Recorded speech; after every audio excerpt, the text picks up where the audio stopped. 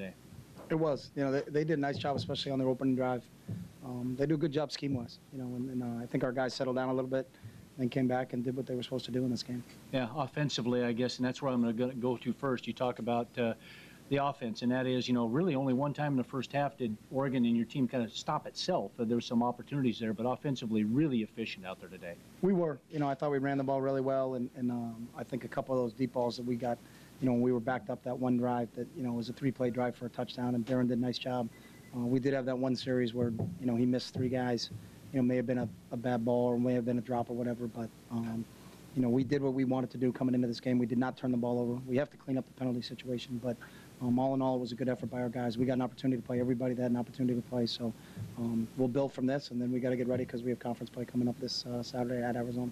I tell you, what was really impressive is the way, again, staying on the offensive side of the ball, the way they came out the second half, and that, again, took up right where they left off in the first half with everybody out there playing hard. And, you know, you've talked about it before. The first snap to last snap, you guys are going to play hard every down. That's what we're looking for from our guys is no matter what the score is, will you play hard? And I think we got a lot of guys getting an opportunity to play, and they flew around and made some plays. But, you know, we went in at half. I think it was 35-7. But that third quarter, I was really impressed with how our guys focused at the task at hand and did what they were supposed to do. And on the defensive side of the ball, I mean, first half, you talked about it. Missouri State, you know, made some plays and came out and executed a few plays and that type of deal. But the third quarter is where your team really took over. Only 32 yards of offense in the third quarter they gave up.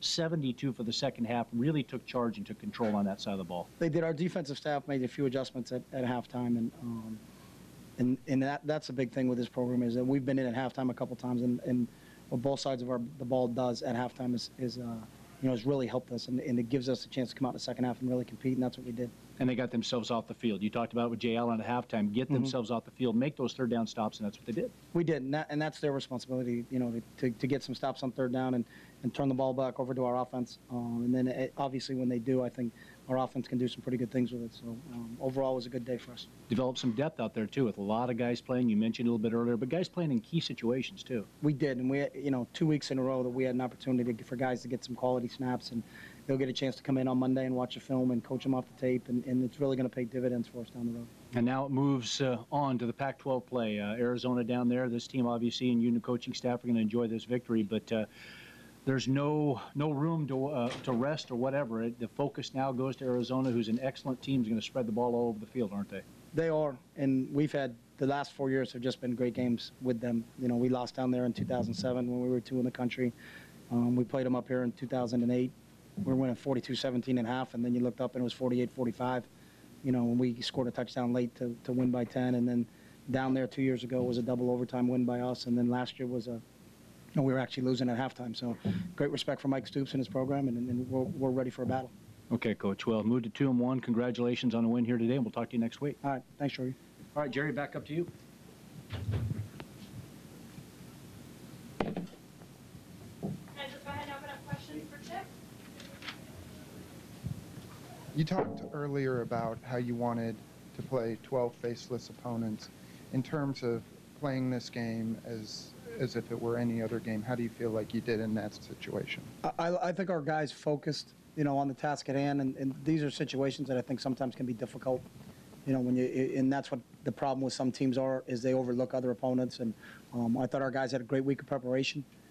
They understood what the deal was. We only had one game this week, and it was Missouri State, and they got our full attention. And you know, the thing we made mistakes, and you're always going to make mistakes. No one's going to play a perfect game, but I was proud of our guys' effort today, and that's the big thing that we're looking for every single Saturday that we go out is how hard do we play. So. Chip, you talk about winning the day, and I don't know if it always coincides with what the scoreboard says. Did you win the day today, offensively and defensively? I'll tell you the same thing I told them, Dwight, is that the day's not over. You know, we're halfway through it. They won a football game, but they better all finish in their beds tonight for them to win the day. So. Coach, a number of receivers stood out today, including Rashawn, Lassier. Colt, every time he's touched the ball, has scored a touchdown. Talk about integrating David Paulson. Haven't seen him much. Want to see how he's going to fit in with the offense going forward. We have not forgotten about David. You know, obviously he's a returning all Pac-10 performer. Sometimes it's just how the game plays itself out. You know, and you don't know if there's going to be a day where the tight end is featured a lot more, or there's other days where the wideouts are featured more. It really just depends on what the defense is taking away and what you're trying to get accomplished. And it's not, we were, hey, let's stay away from David. It's, those opportunities arise. I think Darren made some really good reads, and a lot of times in the progression today, the first receiver was open, so we never really got to the second part of the progression, and Darren put the ball on people by and large. I think it was 10 of 14. So it's one of those days where, you're not going to get everybody involved, but I still think we got a few guys that contributed, and that's the encouraging thing for us is developing that young depth. Is we know what we have in David Paulson, and as this season goes along, we're going to have to rely on David a lot. So. Coach, I think before Pac-12 or Pac-10 play last year began, you were at Tennessee. Do these last two games do enough to get you ready for what's coming down in Tucson next week? That's a good question. And my only answer is it better, because we can't schedule another one before we play Arizona. So, I think the test we had in the opening game at LSU, and if you watch the game last Thursday night against Mississippi State, I think you realized LSU is a pretty good football team. And I love the way our guys battled in that game. We made too many mistakes ourselves. We turned the football over, which we haven't done in the last two games, and we hurt ourselves with penalties. We got penalties today, but I don't think they necessarily hurt us. So really clean it up as you get into Pac-12 play, and obviously with the two new teams in it, the championship game, it's going to be an exciting season, and really don't know how it's going to play itself out. But I think everybody's kind of in the same boat. I know Stanford and Arizona played today, so they're getting their feet underneath them. Utah and USC played last week, but by and large, the Pac-12 season opens up next week for everybody, and we got to be ready to go. So. Chip, you touched on this earlier, but if you could amplify a little bit on Darren's passing game. He seemed to throw both deep and short well, and right on target. He did. Real nice job by him. Really impressed with the two deep balls he threw back to back, making great decisions on it. I think when we can throw the ball vertically down the field, that's obviously going to add a little bit more to our offense, is that you can't gang up on the run game. And obviously we feel like we can run the ball, but I think with Darren back there, it allows us to be a balanced football team and make the defense cover the entire field. And as we develop more depth out at receiver and have some people there that people have to really take notice to, then I think it's just going to help us as a team. But I thought Darren was real accurate. He probably wants that one drive back where we were moving a little bit. We had a drop. It was an outside ball, and then I think Rashawn stumbled, and Darren was a little bit high. But those things happen. We're not going to complete every pass we throw, but he's starting to get into a groove and get into a rhythm. Coach Kelly, how do you describe the opening drive by Missouri State, and what was going through your mind as you watched them drive? First word I would say is impressive. I think for a team like that, and I know what it's like to go into tough places to play, and this is arguably one of the toughest places to play, but I was really impressed with the poise, really impressed with their execution. They came out, they weren't in awe of the stadium, they weren't in awe of the crowd, they weren't in awe of us. They came out and competed, and I'll give them credit. I think Terry does a nice job with that football team, and it was the same thing. Sometimes the scores aren't indicative. They battled Arkansas the same exact way, and they were 4 points less than Eastern Kentucky a week ago, and that's a good football team. Unfortunately, I know what Terry's going through when you got to go on the road and play 3 games, and that's the deal they're handed. But I don't think they made any excuses. They came out and played, and they competed, and I was impressed with them. Chip, LaMichael had the second longest run in program history from scrimmage, longest in the modern era. After you guys kind of struggled to run the ball in the opener, how do you feel the running game is now as you're going into Pac-12 play? We're getting better, but obviously a lot of that has to do with the opponent. I think as you see, that team from LSU is a pretty talented operation. So it's tough to say, well, we ran the ball a lot better against Nevada, than we did against LSU. That's obvious. But when the opponent changes, it's a little bit. But I think our communication has improved up front. Those guys are starting to gel a little bit as a group as they get to play a little bit better. And my question for you is, what actually is the delineation of the modern era? Do you know when that is? That's a good question. Do we know that? I was just wondering. I'm not trying to be a wise guy. I like to know who has the longest run in school history. Do we know? It came in the 30s. Oh, it did? Yeah. Okay.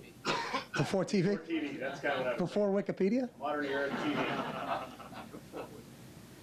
Any other questions for Coach? Can you just talk about, without Michael Clay, quick assessment of some of the young guys there at linebacker? Harter got in for the first time, and Malone looked like he played quite a bit. Yeah, it was hopefully, as the game played itself out, we were going to get an opportunity to play those young guys. I saw Rodney show up a few times. We need to develop some depth at the linebacker spot with Michael being out, and we want to play a lot of guys there, but it's not just, we're not going to just force that issue. But I thought Rodney made some plays in there. It was good to finally get Derek, and Derek's done a nice job for us on special teams in the first 2 games, and now a chance to get some extended time playing out there. So we'll look at the tape and improve upon it, but those are guys we're going to have to count on as the season wears itself on. So We'll see how it goes. I don't know if we're going to have to play some more freshmen, but if we had to put Anthony or Raheem in the game, I think our coaching staff has confidence in those guys. It's really just that's a tough decision at times of how do you make that decision. But we felt playing Rodney right now, at least playing one of them, is that he showed us in practice, and we think as the season plays itself out, he's going to have to play a little bit more, and he'll also be able to contribute for us on special teams. So. Go back here. How did you address the inquiry with your team this week, if at all? The inquiry from the NCAA, I didn't address it at all with our football team. As we've been aware of that the NCAA has been examining and reviewing us for a while now. So I've had no mention of it to our football team, and our focus was totally on Missouri State. Just following up on that, Coach, what are your thoughts on that, given that an inquiry usually arrives when sanctions are likely? I can't speculate on that, to be honest with you. And all I know is that we fully cooperate with the NCAA, and I look forward to their findings.